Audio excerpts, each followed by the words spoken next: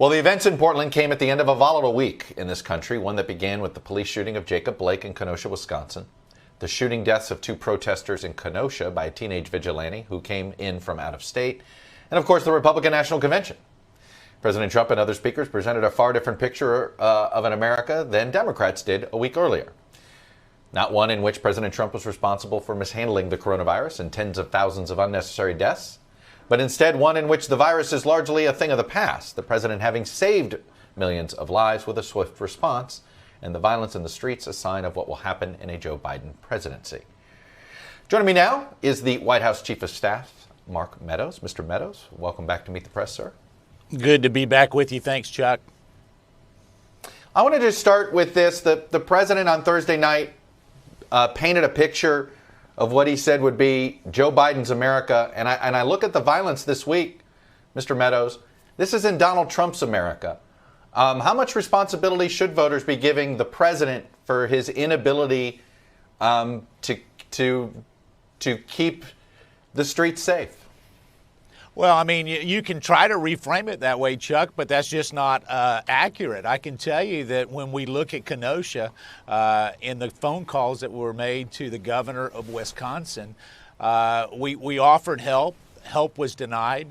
Obviously, there was multiple gunshots and people lost their life.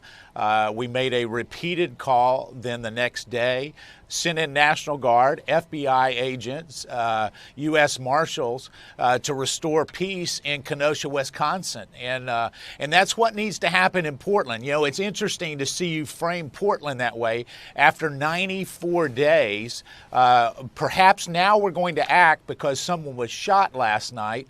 But to suggest that somehow it's been peaceful in Portland, Chuck, is just not looking at the facts. We've had over 200 anarchists, and they're not peaceful protesters. These are people that every single night conduct violent acts, and it is in Democrat cities. You know, you want to talk about Donald Trump's America. Most of Donald Trump's America is peaceful. It is a Democrat-led city in Portland that we're talking about this morning, who just yesterday denied help once again from the federal government. And so, listen, we need to get to the bottom of this. We need to make sure that we hold people accountable. Right. And ultimately, we need to make sure that these people that are conducting these acts go to jail. We've had over 97 federal law enforcement arrests that were conducted in Portland, but largely the DA there in Portland, Chuck, you know, he says even if you accost a police officer, we're not going to enforce that. It's just not what most Americans believe should be happening in our cities. You made an interesting comparison. I guess you're saying that is there parts of the country that the president doesn't govern? I mean, is the president only in charge of just where places where he has supporters? You sort of leveled a weird charge. You're saying, well, these are all Democratic cities. I'm just trying to understand. Does the president not believe he has responsibility of governing and leading the entire country? Well, he does govern and lead the entire country, but Chuck, you're smarter than that. These are local law enforcement efforts that can be supported by a federal backstop, whether it be National Guard or the FBI. And so when we look at that, as we look in Portland, it's not Donald Trump's DA that's saying to stand down. It's not Donald Trump that is saying that we need to look the other way. It's the mayor of Portland. So let's at least have a true version of what's happening in these cities. You know, if your viewers are going to tune in this morning, why don't you show them the letter from the mayor of Portland where he says no thanks for federal help, and yet we have someone who lost their life overnight. I can tell you that we are ready. In fact, the president is ready to make sure that we provide whatever law enforcement and support that we can. And it's not this president who has said, let's defund the police, Chuck. Let me ask you this. If the president is cheering on people that are going to go into Portland, those protesters, the president called them great patriots. Do you think the president should be telling his supporters, de-escalate, don't show up with long guns, don't play vigilante? We haven't heard the president try to he only wants to de-escalate the protests he doesn't like.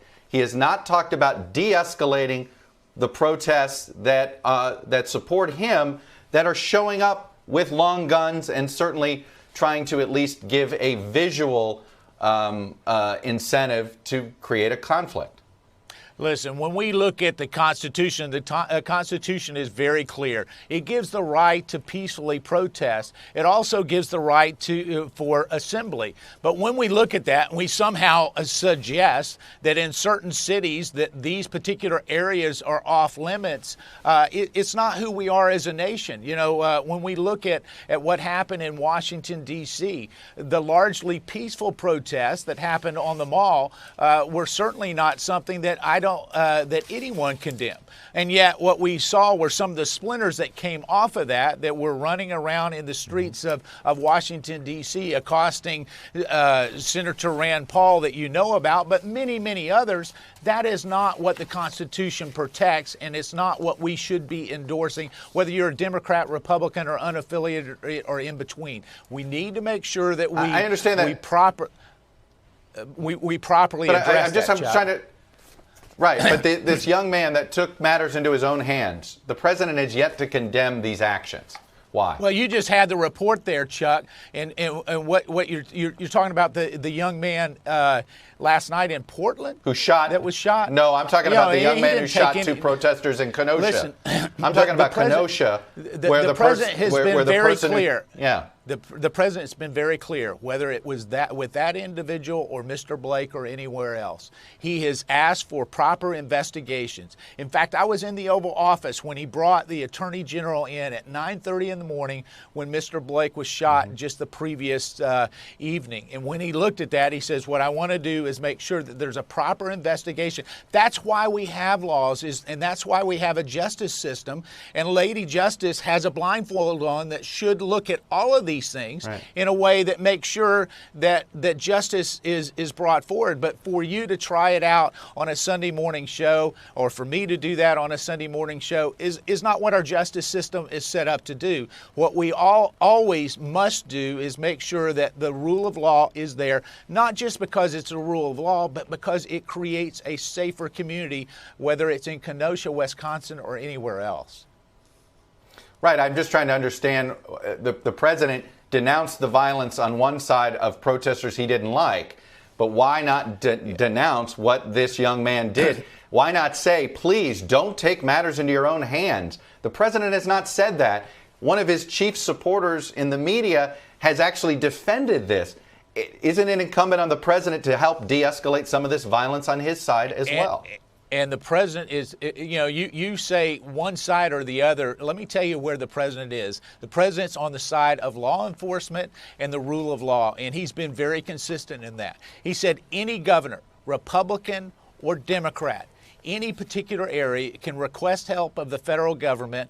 We're willing to come in. We're willing to provide additional assets, as we did in Kenosha, whether it's FBI, whether it's operational control vehicles, whether it is the National Guard. We're willing to do that. He has been very consistent. So the message to your viewers this morning is clear.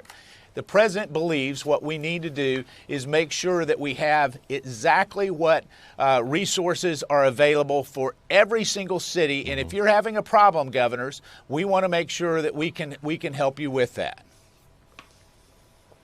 Let me ask you, I'm running low on time. I know that perhaps you and Speaker Pelosi may be talking today.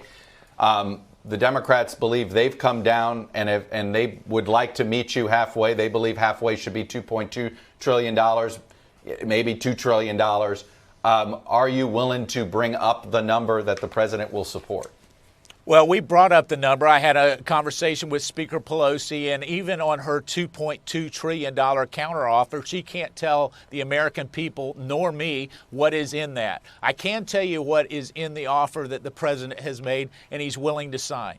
Enhanced unemployment at levels she would agree with. Enhanced help for small businesses at levels she would agree with. Literally help for daycare and hospitals at levels she would agree with. and help for schools at levels she would agree with. Here's the problem is she puts forth a number, suggests that she came down, and yet she's willing to turn down $1.3 trillion of help that goes to the American people because she would rather them have nothing than to give way on what her fantasy objection Meadows, might be. What you're suggesting can't pass the Senate, right? The Senate No, doesn't have a majority support for that as well right now. I mean, that would require Senator Schumer. As you know, anything in the Senate requires both Democrats and Republicans. But Speaker Pelosi, if she worked with Chuck Schumer, I can tell you all of those things that I just mentioned are available for the American people, and the Speaker Pelosi is saying no.